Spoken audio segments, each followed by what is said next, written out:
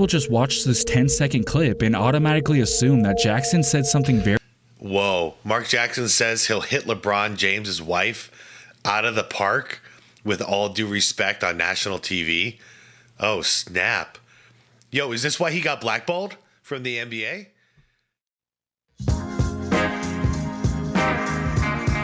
All right, welcome back to another After Dark, everybody. Hope you all are having a good night so far. Hope you guys had a wonderful day. So, I wanted to check out this video from Cosgrove here, and the title has me intrigued, as he usually does. He always gets me with the titles, but he always pretty much delivers, so let's do this. This one's titled, "You'll Never See These NBA Moments the Same Way Again." So, I can tell by the premise, it's going to be some things about basketball or the NBA that we think we know the story, but it turns out we're wrong, which, I mean, for my sake is actually a pretty good thing, because there might be a couple of things here that I've been getting wrong, because maybe I understood the media incorrectly, or there was like some weird narrative going around. So if I have anything wrong, I will admit it, and I'll try to correct it moving forward. So let's do this, guys. Let's see what it is. Should be fun anyways. As I always do, I'm going to link the original video from Cosgrove down below in the description. Highly recommend you checking out the channel. You also see a list of channel members. Shout out channel members. Appreciate y'all. Let's get right to this though, huh? Like the vid if you could. Hit that hype button if you have any left, and I'd appreciate it. I think that's it. Let's go. Have you ever watched a famous NBA moment and thought that you knew exactly what happened, only to later find out the real story was completely different than what you assumed? Yeah, that's sorry for the quick pause. That Allen Iverson story, I know I had it wrong. I got corrected in the comments actually during a video I dropped quite a little while ago. But I had that whole situation wrong. Why he missed practice and all that. The league is full of clips that get passed around without any of the context that actually explains why they happened. Today, we're digging into the stories you think you know and showing you the details that rarely get talked about. The kind of stuff that completely flips your understanding of what was really going on. So buckle up, because once you learn the real context behind these NBA moments, you'll never see them the same way again. What's the story behind we talking about practice? First of all, we went out in the first round. Best friend just got killed. I lost my best friend. Yeah. Whatever reporter was just kept asking me about practice situation, and I just lost it. We talking about practice, man. I mean, how silly is that?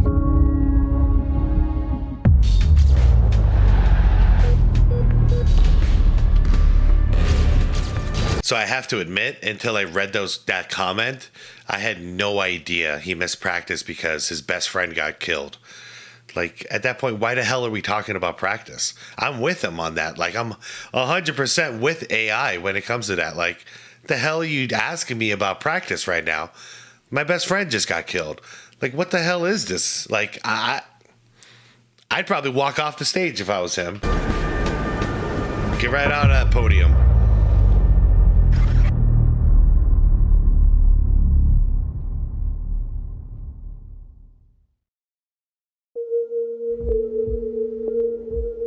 Chances are, the first time you stumbled across the wild 2006 Knicks-Nuggets brawl on YouTube, you probably assumed it was just another heated moment after a hard foul. You watched it, thought, dang, that escalated, and moved on with your day. But what most people don't realize is that there was a whole lot more brewing underneath the surface. The whole thing kicked off when Marty Collins committed a hard foul on J.R. Smith. Then somehow that one foul turned into J.R. and Nate Robinson tumbling into the crowd. And then a Carmelo Anthony punch that echoed throughout the entire arena. By the time the dust settled, every single player on the court had been tossed, and multiple players ended up suspended without pay. Now, the head coaches didn't throw... Every player on the court was tossed? Did I hear that right?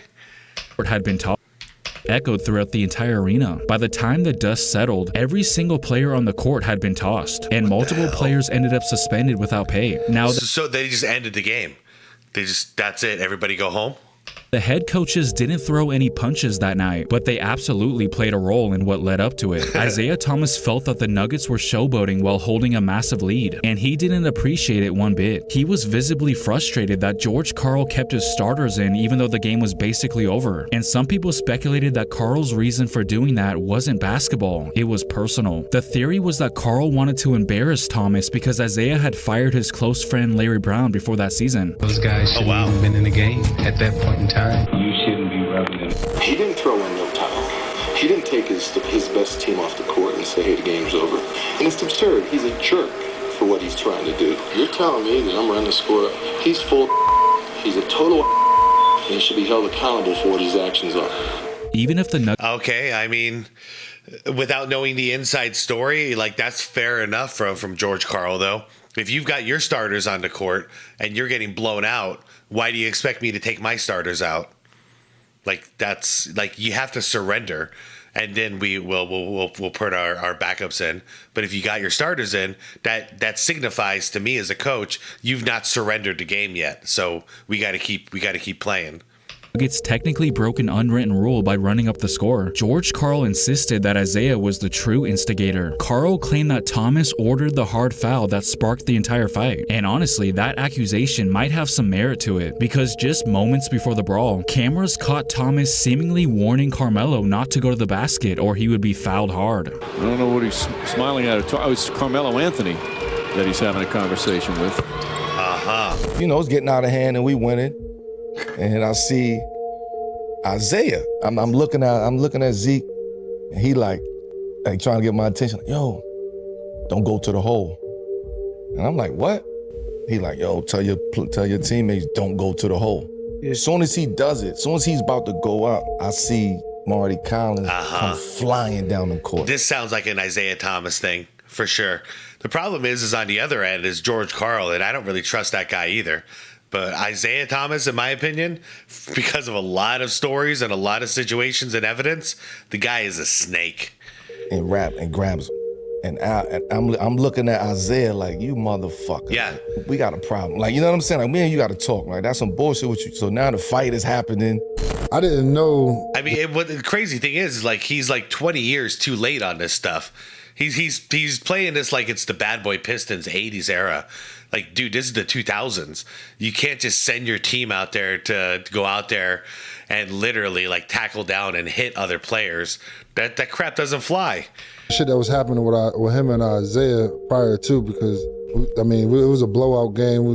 I was doing windmills and all types of dunks and shit. And he didn't know what Isaiah had said to him. Nah, I ain't know none of that was going on. Okay. Whatever the truth is, one thing is clear. Even though the players were the ones who threw the punches, the fuel behind that explosion came from a conflict that wasn't even theirs to begin with. Yeah. What did he do to you to make you punch him in the face? Right? I got caught in somebody else's beef. Hey, we got caught in some other shit that had nothing to do with us, and then got the worst backfire from it. Crazy. I wouldn't be surprised if Isaiah wanted to do this to George Karl, which, by the way, also has a lesser-known backstory. Yes, I actually know this one, so I'll stay quiet.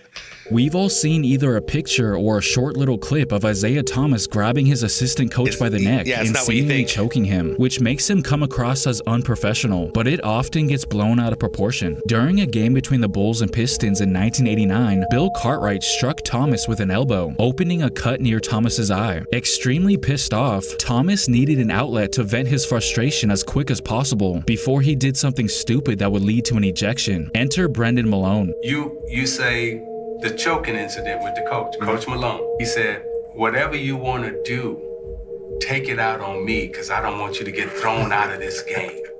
And I said, I just like to choke.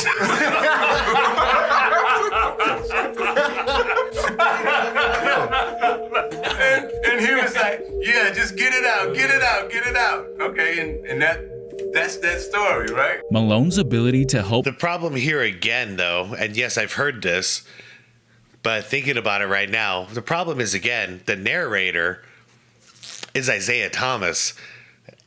This guy lies all the time. So I'm curious if there's any other perspective other than coming out of his mouth. Giggity. Cool Thomas off helped the Pistons go on to win that game. The way Thomas wanted to go after Cartwright is probably how LeBron felt towards Mark Jackson when he heard what he said about his wife Savannah. I have no doubt that LeBron would have confronted him right then and there if he wasn't in the middle of an NBA Finals game. That is, if there was anything to confront him about. Wait, I don't remember this one. People just watch this 10-second clip and automatically assume that Jackson said something very...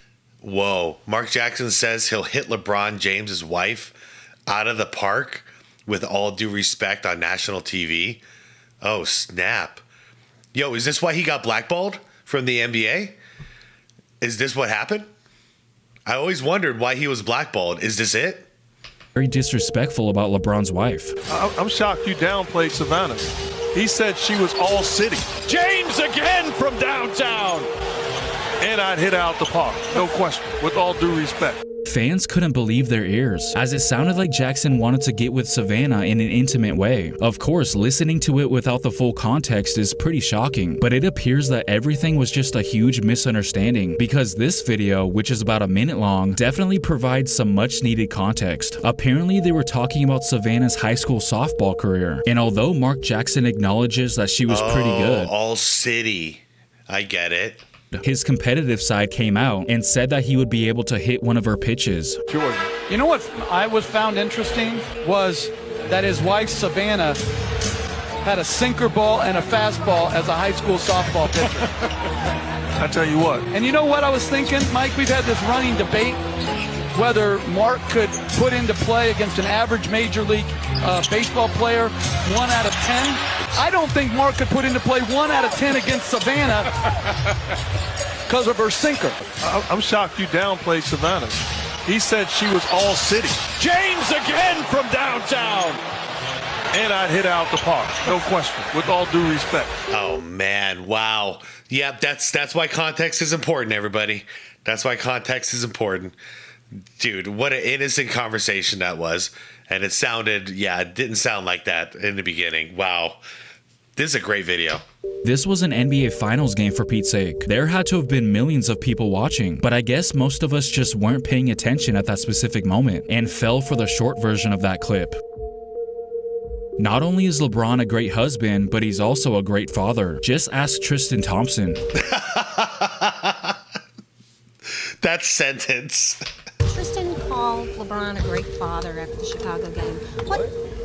Yes, he did. Great father. Oh, a great father. Oh, I thought my bad. I interpreted that complete wrong. Okay. I thought you said he was a great father to him. I was like, what? Called him this a great hilarious. father. So what type of parental role has he played for you?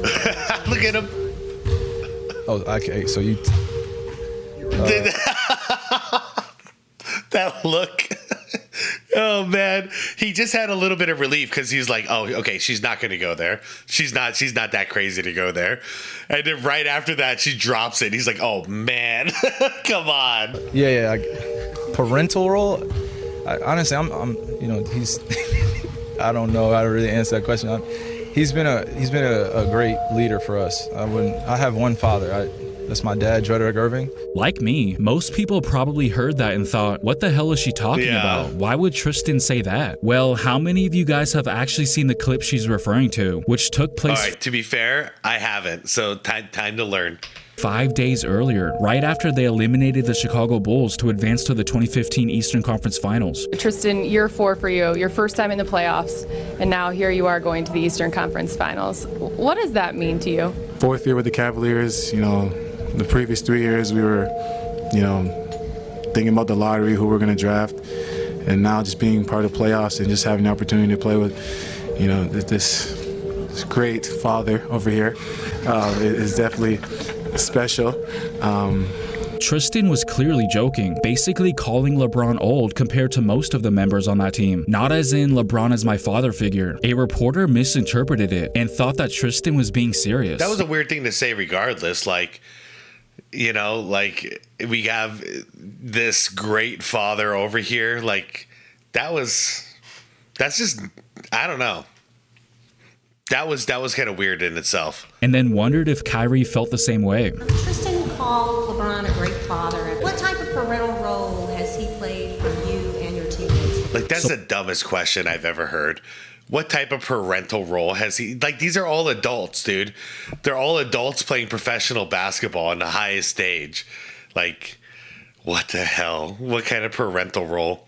Yeah, she gets the dumb award for that one. I'm sorry. Well, I guess Cavs fans can blame Tristan Thompson for indirectly causing Kyrie to eventually leave. Just had an opportunity to play with, this great father over here. And apparently that question still bothers Kyrie to this very day. Maybe someone should fill him in on the full context so he can realize that the reporter just misunderstood what Tristan was trying to say. Regardless, she asked the question, so... I mean, I think he should always be a little upset with that reporter, because why the hell is she asking such a dumb question like that? I only have one father, Drederick Irving. I only have one father. I have one father, Drederick Irving. This is my father, y'all. And I'm glad we got to recreate that meme, bro, because that question was crazy. When somebody asked me if LeBron was like a father figure to me, bro, that shit was crazy, bro. Yep. I'm At with least them. Kyrie didn't go off and make a diss track about his former partner in crime like Shaq. Is this Kobe tell me how my ass tastes? Did. Just days after Kobe Bryant lost to the Boston Celtics in the 2008 NBA Finals, Shaq went on stage when he was in a club and started freestyling. Check it. You know how I be. Last week Kobe couldn't do without me. You know how I be. Last week Kobe couldn't do without me. I'm not gonna lie, the entire performance was pretty fire. However, there was one line that I always thought was a bit strange. Now that's the difference between first and last play. Kobe, tell me how my ass tastes. Okay. Well, it looks like Jason Richardson may have given us some context without him even realizing it. We had a guy on the team, my first year in Phoenix, Lou Armisen. I'll come in the locker room, I'll see Shaq, but he's walking around the locker room like real tight, like he walking real slow, tight. What the fuck he walking like that? And he pulls a mouthpiece out his ass. Oh, I know this story, but what does this have to do with...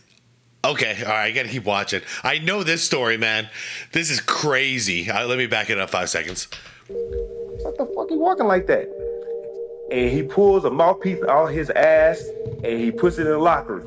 And he told us, he said, y'all better not say shit either. Lou Armisen checks in the game and he puts the mouthpiece on and everybody on the bench loses it. Everybody loses it, right? Oh my God. Anything in your locker room, bro, it has probably been a Shaq ass.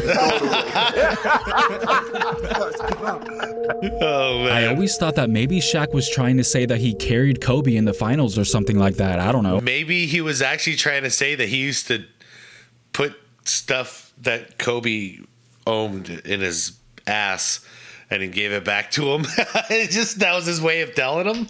But now that line has a whole different meaning to it. Everybody, Kobe. Yeah. Oh, man. In the summer of 2010, LeBron James made his infamous decision to sign with the Miami Heat, prompting Kevin Durant to hop on Twitter and seemingly take a shot at James, which eventually became hypocritical when he formed a super team in Golden State 6 years later. He didn't form a super team. He went to an established dynasty. Durant appeared on Bill Simmons' podcast in 2017. He cleared the air. Well, you took a shot at him on Twitter, didn't you? I'm sorry, not an established dynasty, but a championship team. He didn't create anything. He went to Golden State. Sorry, I know it's a little tidbit, but he didn't create anything over there. He just joined them. This up, because a lot of people would talk to me about, like, I took a shot at him on Twitter. If you go back and look at when I posted that, I posted that later in the month. You know want to know why? Because I seen it was a fake article at that. So now I was like, damn, I feel like an idiot. Penny Hardaway came out. Penny Hardaway came out and said, I would love to play for the Heat. I think I could help them win the championship. And I'm like, come on, Penny. Like, you've been out the game. I played against you my rookie year. It's like 3 years later, man. You've been out the game for a while, man. Like, what are you doing? But it was a fake article. So I tweeted that. And now everybody's like, well, you was criticizing LeBron. I'm like, I didn't criticize him. I was criticizing Penny Hardaway in this fake article I read. You know what I'm saying? So a lot of people took that and ran with it. Now, the only problem with what Durant said was that it wasn't fake news. Penny Hardaway actually did have a desire to join the Miami Heat after he learned about LeBron's decision, despite not having played in the NBA in 3 years. People are saying that you're going to come out of retirement and try to get back to the NBA. Is there any truth to that? Well, it's not just getting back in the NBA. It's just a specific team, the Miami Heat. When I saw LeBron and Chris Paul sign there, my juices started flowing. I played there a couple years ago. I felt like in a very minimal role that I could really help that team. And I called Pat and Eric Spoelstra and those guys and told them that to put my name in the hat. But as far as Durant's tweet goes, he did tweet that on the same day that Penny video was posted. Okay. Now everybody, I want to reread it with new context. Now everybody want to play for the Heat and the Lakers.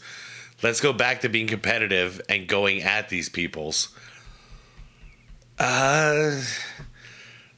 Okay. I mean, okay, if he was quote tweeting it or whatever, I guess yeah, for sure. But if he didn't quote it, like he didn't tag the post in there, then no one would ever know that's what he's talking about, right? Posted, which goes to show that it wasn't an instant reaction to LeBron's decision on July 8th. Oh yeah, July 8th. Okay, so it was 8 days later. Interesting. I learned a lot again. Even stuff that I knew pieces of led to something bigger. Yeah, Cosgrove is doing the memberships now too. His channel's been in a rough situation, as well as mine and a lot of others. Great video by Cosgrove. That's the end of that one. I hope you guys enjoyed it. I really enjoyed this one. That was a good time. Dude, the Kobe tell me now. I want to know, like, if I could sit down Shaq and ask him one question, that's all it would be. When you said, Kobe, tell me how my ass tastes, what did you mean? Did you do something? And like, I know he'll start laughing if he did it. Like what did you do, Shaq? Oh no, what did you put in your ass? It sounds so wrong, but it's what he did. Man. Oh man. What do you guys think it was? I don't think Kobe didn't wear a mouthpiece, as far as I remembered. So like, what the hell would what would like be, like a toothbrush or something? Like, oh man. Okay, that's the only thing I'm walking away thinking of, because like, we get part of the story, we get some added context, but now I really wonder what the hell was the root of it. Like, what did he do? Because I thought he was just like, that was just a random thing, and I never put those two stories together.